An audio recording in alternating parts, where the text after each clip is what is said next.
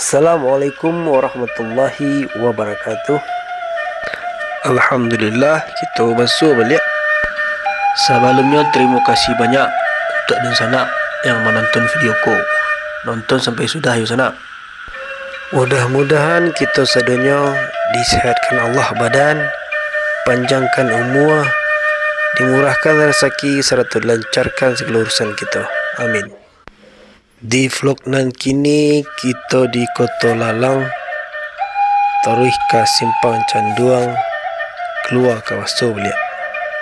Mudah-mudahan video ko dapat mau be teragak orang kampung yang di kampung ataupun yang di rantau yang lah lama tak lewat ke siko. Bisa juga menjadi kenang-kenangan tu awak di tahun-tahunan ketiba. Modikolah bentuk kampung awak kini di akhir tahun 2021 ko.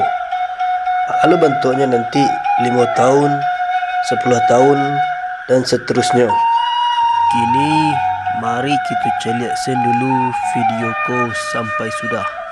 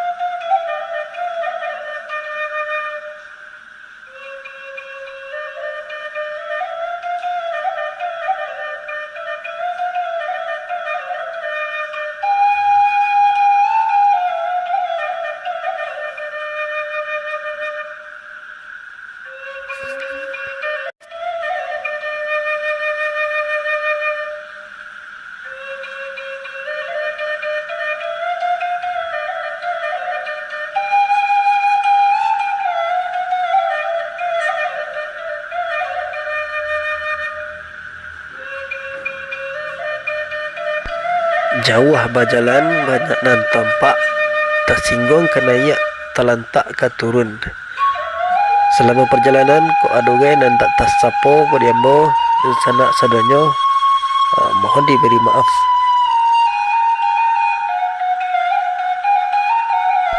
Segitu saya dulu vlog ini ko. InsyaAllah kita bersua balik di vlog dan ketiba. Assalamualaikum warahmatullahi wabarakatuh.